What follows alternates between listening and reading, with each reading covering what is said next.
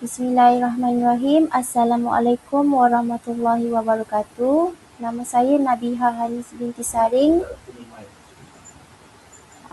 Saya akan membentangkan tajuk yang seterusnya adalah pentafsiran Al-Quran dan jenisnya. Maksud dan kepentingan tafsir. Maksud tafsir adalah proses menjelaskan makna ayat Al-Quran untuk memahami hukum, pengajaran dan maksudnya. Kepentingan adalah elak salah faham ayat, panduan hidup umat Islam, memahami hukum, syarak dan tepat. Seterusnya, jenis tafsir. Yang pertama, tafsir bil maksur, berdasarkan Al-Quran, hadis dan riwayat paling sahih dan dipercayai. Yang kedua, tafsir bil ra'yi, berdasarkan akal dan ijtihad ulama guna ilmu bahasa dan logik. Yang ketiga, tafsir isyari, tafsiran tersirat simbolik fokus kepada nilai spiritual. Seterusnya, perbezaan dan kesimpulan. Perbezaannya, maksur adalah riwayat kuat dan sahih, ra'yi akal perlu berhati-hati, isyari batiniah terhad. Kesimpulannya, tafsir penting untuk faham Al-Quran, perlu rujuk sumber sahih, elakkan tafsiran tanpa ilmu. Assalamualaikum warahmatullahi wabarakatuh. Nama saya Muhammad Mursyid bin Muhairah. Saya akan nombor matrik saya KIDL 250904034. Saya akan menerangkan tentang kepentingan dan pengertian tafsir. Baik. Dari sudut bahasa, tafsir berasal daripada perkataan Arab fassara yang bermaksud menjelaskan, menghuraikan atau menerangkan sesuatu yang kabur. Ini menunjukkan bahawa tafsir berfungsi untuk memberi kefahaman kepada perkara yang sukar difahami. Manakala dari sudut istilah pula, tafsir ialah satu ilmu yang membahas maksud firman Allah Subhanahu Wa Taala berdasarkan kemampuan manusia. Ia merangkumi penjelasan tentang makna lafaz, kandungan ayat, hukum hakam serta hikmah yang terdapat dalam Al-Quran. Menurut fahaman Ali Ash-Shabuni,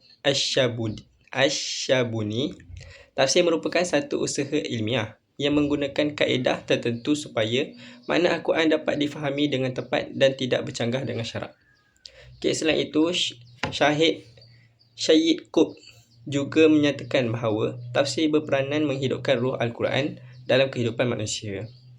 Seterusnya, kepentingan tafsir ialah ia bukan sekadar terjemahan biasa, tetapi memerlukan kefahaman mendalam seperti bahasa Arab, sebab penurunan ayat dan susunan ayat.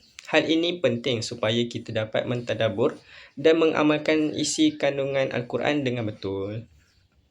Sebagai dalil, Allah berfirman dalam surah As-Sad ayat 29 yang bermaksud bahawa Al-Quran itu diturunkan untuk difahami dan ditadabbur. Oleh itu, jelaslah bahawa ilmu tafsir sangat penting dalam memahami mesej Al-Quran secara tepat. Sekian, terima kasih. Assalamualaikum warahmatullahi wabarakatuh. Saya Siti Halinda binti Muhammad Amin, nombor matrik KIDL 250904036. Saya akan menerangkan sebab-sebab perlu mempelajari ilmu tafsir, syarat-syarat pentafsir dan perkembangan ilmu tafsir di zaman Rasulullah SAW serta sahabat. Sebab-sebab perlu mempelajari ilmu tafsir. Yang pertama, memahami maksud sebenar Al-Quran. Al-Quran mempunyai ayat yang global atau umum dan mutasyabihat. Dengan ilmu tafsir, mampu menjelaskan sesuatu perkara agar tidak berlaku salah faham. Sebab kedua, mengelakkan salah tafsir dan penyimpangan akidah. Tanpa ilmu, seseorang mudah terpedaya dengan fahaman sesat yang menggunakan dalil Al-Quran tetapi mentafsirkannya mengikut hawa nafsu sendiri. Sebab ketiga, mengetahui hukum hakam Islam. Ilmu tafsir merungkaikan cara beribadah dan menjelaskan hukum hakam yang diperintahkan oleh Allah Subhanahu Wa Taala dengan tepat mengikut sunnah Nabi Muhammad sallallahu alaihi wasallam. Dengan mengetahui hukum hakam yang jelas, kehidupan kita akan lebih jelas dan terbimbing kerana mengikuti sunnah Rasulullah sallallahu alaihi wasallam. Sebab keempat, memahami sebab penurunan ayat. Tafsir menjelaskan situasi dan sebab sesuatu ayat diturunkan. Ini membolehkan kita memahami hikmah di sebalik sesuatu ayat Al-Quran diturunkan. Seterusnya, mengapa kita perlu mempelajari ilmu tafsir? Ia sebagai menguatkan iman seseorang. Dengan memahami isi kandungan, pembacaan Al-Quran menjadi lebih berkesan dan terbekas di dalam hati, sekaligus menguatkan keimanan dan ketakwaan seseorang. Dan yang terakhir adalah kewajipan memahami wahyu. Mempelajari ilmu tafsir adalah satu usaha serius untuk kita mendekatkan diri kepada Allah Subhanahu Wa Taala dan mengelakkan Al-Quran daripada diabaikan. A'udzubillahi minasyaitonirrajim. Bismillahirrahmanirrahim. Assalamualaikum warahmatullahi wabarakatuh. Perkenalkan, nama saya Muhammad Nazir bin Saring. Nombor kad matrik KIDL 23110403 yang akan membentangkan tajuk yang seterusnya, iaitu sumber ilmu tafsir. Sumber ilmu tafsir ni saya bahagikan kepada 8 poin. Poin yang pertama iaitu Al-Quran dengan Al-Quran, di mana ia penjelasan ayat yang umum dirinci oleh ayat lain. Contoh, ayat mujmal dijelaskan oleh ayat mufassal. Poin yang kedua ialah hadis Nabi, penjelasan langsung daripada Nabi Muhammad sallallahu alaihi wasallam berfungsi sebagai tafsir terhadap ayat Al-Quran, termasuk sunnah kauliyah, fi'liyah dan takriyah. Seterusnya, poin yang ketiga bagi sumber tafsir iaitu pendapat sahabat. Sahabat memahami konteks turunnya ayat iaitu asbab al-nuzul. Contoh tokoh Abdullah ibnu Abbas, tokoh yang kedua ialah Abdullah ibnu Mas'ud. Poin yang keempat, pendapat at-tabi'in. Generasi selepas sahabat menerima ilmu tafsir daripada sahabat. Contoh tokoh ialah Mujahid ibnu Jabbar, Qatadah ibnu Di'ammah. Seterusnya, poin yang kelima iaitu bahasa Arab. Memahami nahu, saraf dan balaghah, menentukan makna sebenar perkataan dalam ayat, penting kerana Al-Quran diturunkan dalam bahasa Arab. Poin yang keenam ialah ilmu qiraat, di mana perbezaan bacaan memberi kesan kepada makna, membantu memahami variasi tafsiran. Poin yang ketujuh ialah asbab al-nuzul, di mana sebab-sebab turunnya ayat, di mana ianya sebab-sebab turunnya ayat, memberi konteks sejarah dan situasi ayat. Poin yang terakhir ialah ijtihad ulama, tafsiran berdasarkan usaha ilmiah ulama, menggunakan kaedah usul tafsir yang sahih, tidak bercanggah dengan sumber utama. Baiklah, saya akan meneruskan pembentangan dalam bab tujuan dan keistimewaan tafsir. Memahami kehendak Allah SWT ialah tafsir membantu manusia memahami maksud sebenar di sebalik setiap perintah, larangan serta pengajaran daripada kisah-kisah umat terdahulu. Ini membolehkan seorang mukmin beribadah dengan penuh kesedaran dan keyakinan. Yang kedua ialah menjelaskan ayat mujmal ialah terdapat banyak perintah dalam Al-Quran yang bersifat umum. Sebagai contoh, perintah solat disebutkan secara berulang kali, namun perincian mengenai waktu, bilangan, rakaat dan cara pelaksanaan dijelaskan melalui tafsir dengan bantuan sunnah Nabi SAW. Yang ketiga iaitu mengeluarkan hukum hakam ialah melalui kaedah tafsir yang betul, para ulama dapat menetapkan hukum hakam syariat yang merangkumi aspek ibadah, muamalah dan akhlak. Ini memastikan setiap tindakan umat Islam selari dengan kehendak syarak.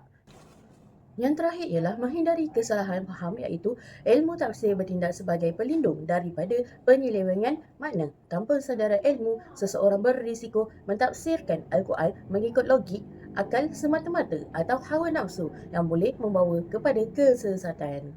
Keistimewaan ilmu tafsir 1 ialah membimbing seluruh aspek kehidupan manusia, iaitu tafsir berfungsi sebagai kompas atau panduan lengkap yang menyuluh jalan kehidupan manusia yang tidak hanya menyentuh aspek ritual ibadah, malah merangkumi pemantapan akidah iaitu pegangan tauhid dan pembentukan akhlak yang mulia.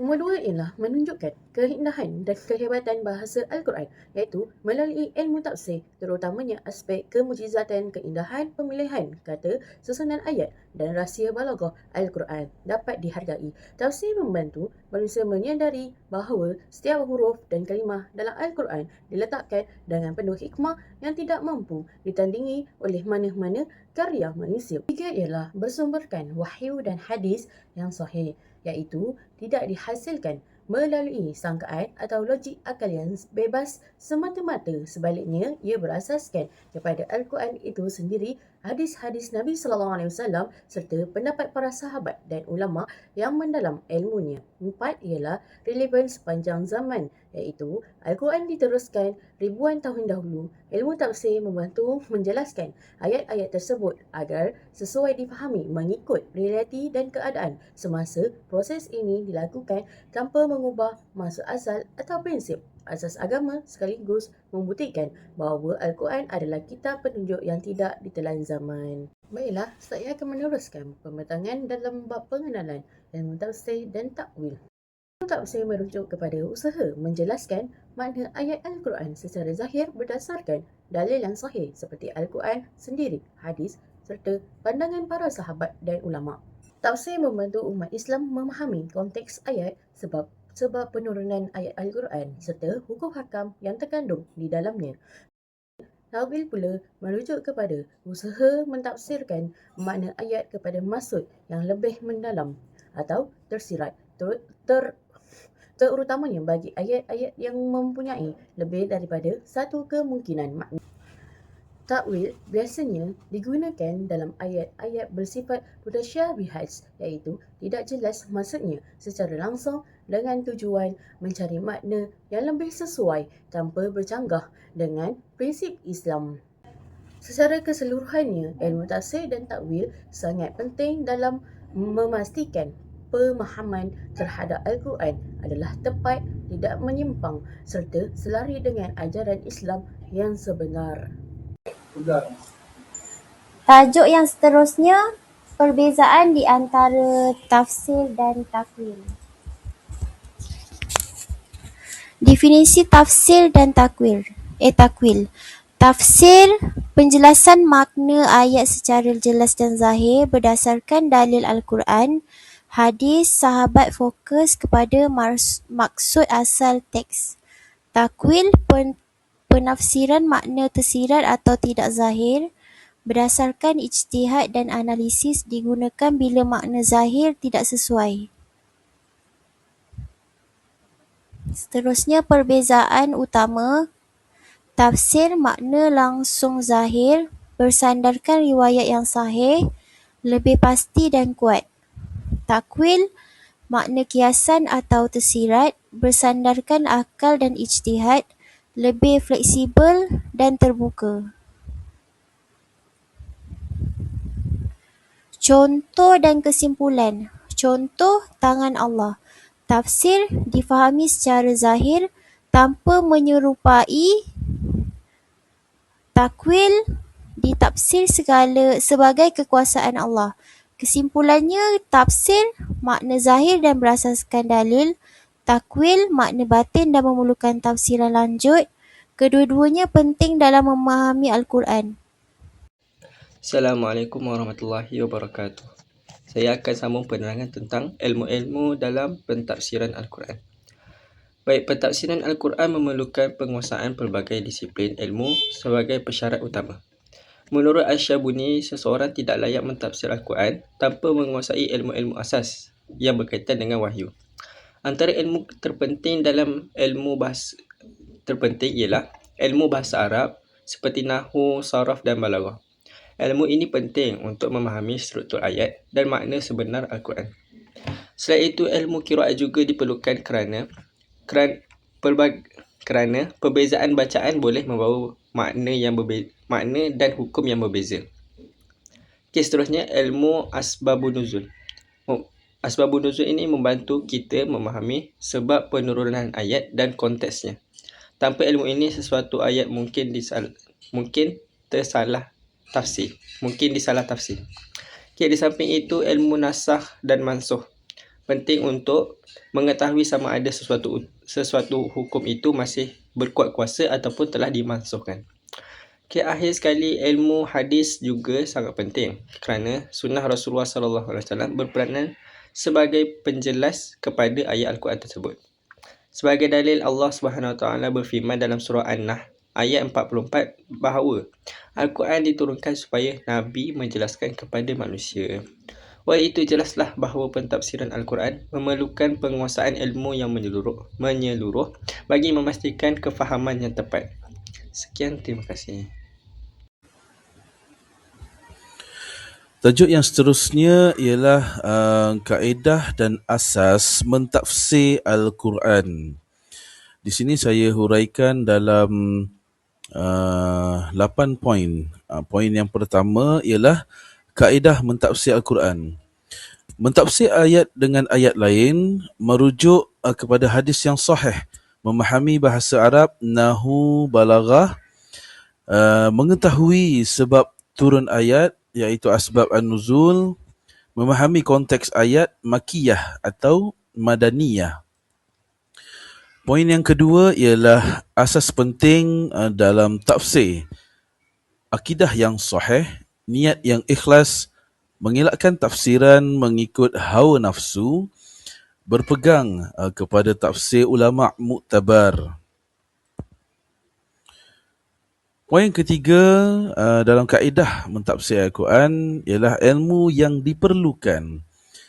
Dalam senarai ilmu yang diperlukan ialah ilmu bahasa Arab, ilmu qiraat, ilmu hadis, ilmu usul fiqh, dan yang terakhir, ilmu asbab al-nuzul. Dan kita kena pastikan juga dalam jenis tafsir. Tafsir bil al-mathur, iaitu berdasarkan riwayat.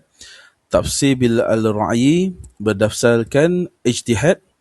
Tafsir aisyari, iaitu makna tersirat, terhad dan berhati-hati. Poin yang ketujuh ialah larangan dalam mentafsir, di mana ianya mentafsir tanpa ilmu, mengikut hawa nafsu, memutar belit maksud ayat, mengabaikan konteks ayat.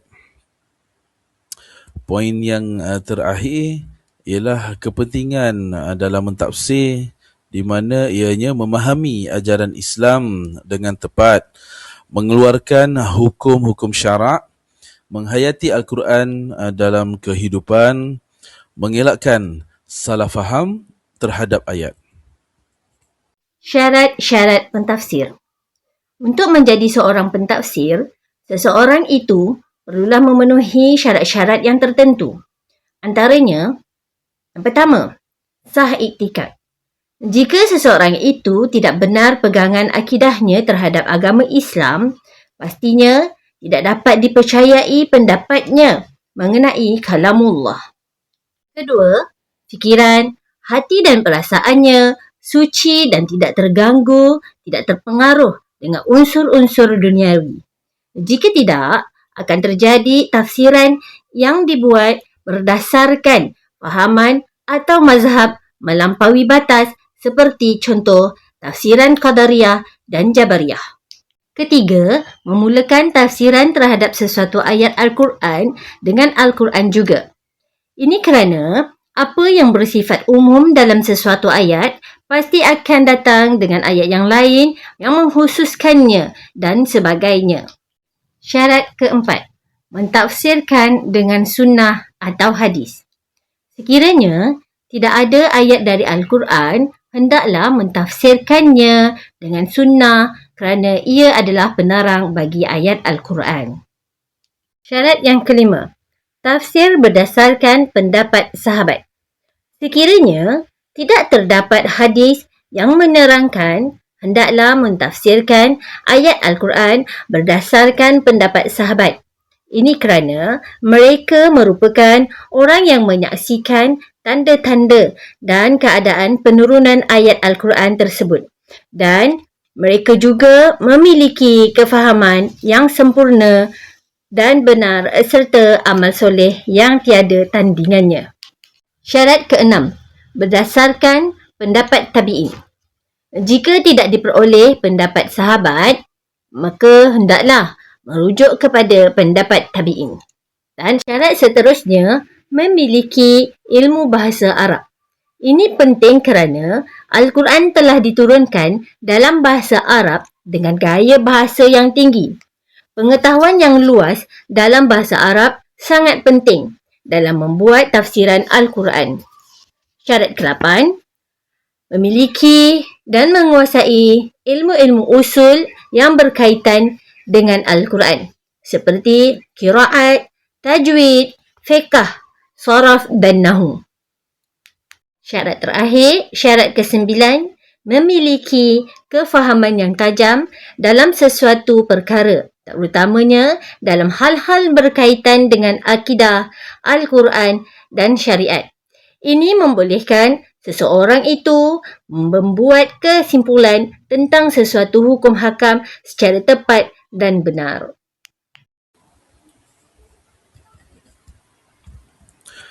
Okey, baik. Tajuk yang seterusnya ialah adab pentafsir. Saya huraikan bagi adab pentafsir kepada 6 poin. Poin yang pertama ialah semestinya ikhlas dan niat yang betul. Mentafsir semata-mata kerana Allah, tidak mencari kepentingan peribadi atau populariti. Poin yang kedua ialah menguasai ilmu asas.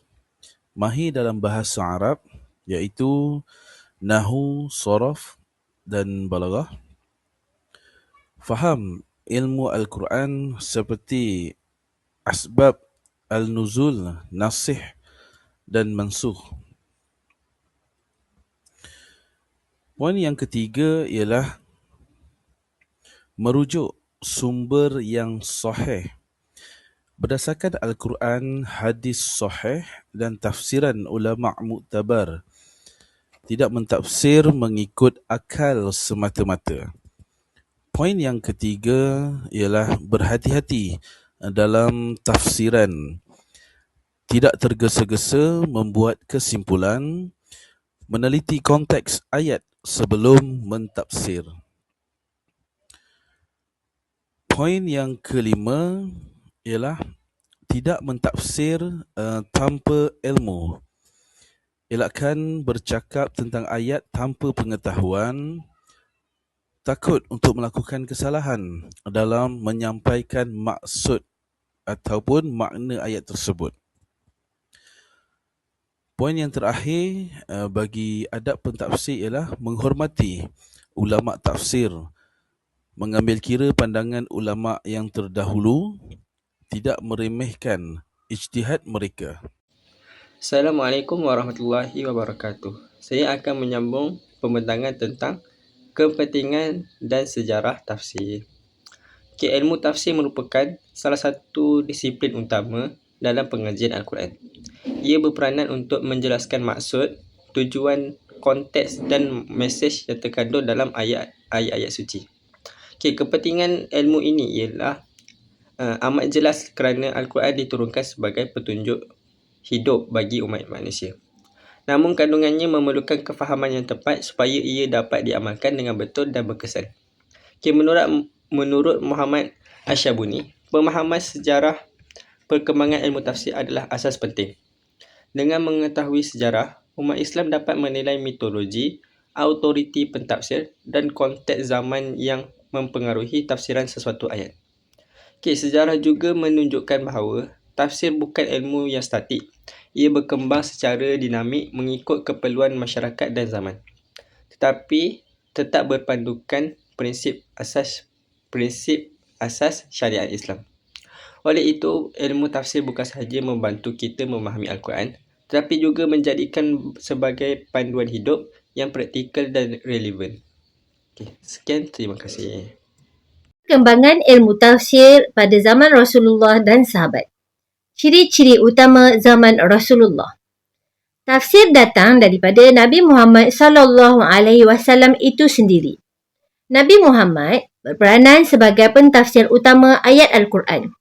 Baginda menjelaskan ayat-ayat Al-Quran yang sukar difahami oleh sahabat. Kedua, tafsir melalui wahyu dan hadis. Penjelasan baginda SAW berdasarkan wahyu itu sendiri, sama ada ayat Al-Quran atau hadis. Ketiga, tidak semua ayat ditafsirkan. Hanya ayat yang memerlukan penjelasan yang jelas sahaja akan diterangkan oleh baginda Rasulullah. Ini kerana para sahabat memahami bahasa Arab dengan baik.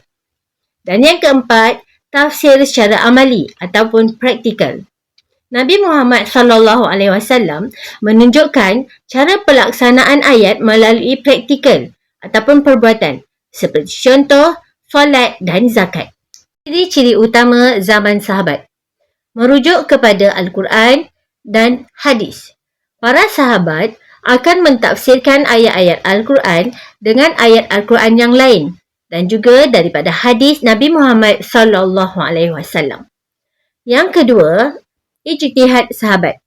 Jika tiada penjelasan daripada Nabi Muhammad SAW, sahabat berijtihad berdasarkan kefahaman bahasa dan konteks. Yang ketiga, mengambil kira asbabul nuzul. Sahabat mengetahui sebab penurunan ayat kerana mereka hidup pada zaman Nabi Muhammad SAW. Begitulah tafsir yang dilakukan pada zaman sahabat. Sekian dari saya, Siti Alinda binti Mama Amin. Baik, saya akan meneruskan pembentangan dalam bab perkembangan tafsir pada zaman tabi'in dan tabi'in. Pada zaman tabi'in ialah ilmu tafsir berkembang mengikut wilayah tempat tinggal para sahabat terkemuka ini mewujudkan madrasah tafsir yang mempunyai keistimewaan tersendiri. Yang pertama ialah karakteristik utama tafsir masih didominasi riwayat, namun pendapat peribadi mula diterima kerana meluasnya masalah baharu. Yang kedua ialah masuknya Israiliyat, iaitu cerita-cerita ahli kitab mulai masuk ke dalam tafsir untuk memperjelaskan kisah-kisah Nabi terdahulu dipopularkan tokoh seperti Abdullah bin Salam dan Ka'ab al-Akbar. Yang ketiga ialah mereka membangun madrasah seperti Madrasah Mekah yang diasaskan oleh Ibnu Abbas radhiyallahu anhu. Yang kedua, Madrasah Madinah diasaskan oleh Ubay bin Ka'ab radhiyallahu anhu. Yang terakhir ialah Madrasah Iraq yang diasaskan oleh Abdullah bin Mas'ud radhiyallahu anhu. Tabi'in ialah nombor 1, formalisasi ilmu, iaitu tafsir mulai dipisahkan dari ilmu hadis secara keseluruhan dan dibukukan tersendiri. Yang kedua, metodologi, iaitu tafsir disusunkan mengikut urutan ayat Al-Quran, mencantumkan riwayat dari Nabi, sahabat dan tabi'in. Seterusnya ialah tokoh penyusunan terawal, iaitu antara tokoh besar yang mula membukukan tafsir adalah Yazid bin Harun al-Wasiti, Sufyan bin Uyainah dan Waqi bin al-Jarrah. Akhir sekali, iaitu Kemuncak pembukuan ialah usaha ini diteruskan sehingga melahirkan karya agung seperti Tafsir Al-Tabari oleh Imam Ibn Jarir Al-Tabari yang menjadi rujukan utama tafsir bil mashhur, iaitu berasaskan riwayat sehingga ke hari ini. Tajuk yang seterusnya, Sejarah Perkembangan Ilmu Tafsir Zaman Tadwin. Pengenalan zaman Tadwin. Zaman Tadwin, zaman pembukuan dan penulisan ilmu tafsir secara sistematik, berlaku sekitar kurun kedua hingga keempat. Ilmu tafsir mula dipisahkan daripada hadis dan ditulis khusus fokus kepada pengumpulan riwayat tafsir daripada sahabat dan tabi'in, penulisan kitab tafsir secara tersusun. Ciri-ciri perkembangan tafsir berasaskan riwayat.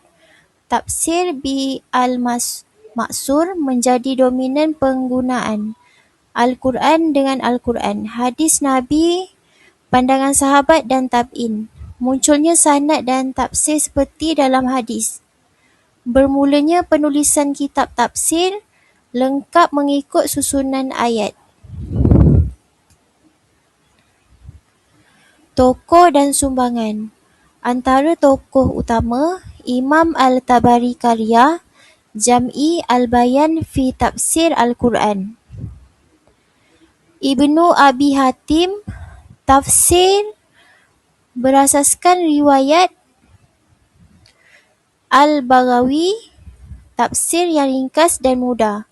Sumbangan utama menghimpunkan riwayat tafsir secara sistematik menjadi rujukan utama generasi selepasnya, meletakkan asas kepada perkembangan tafsir moden.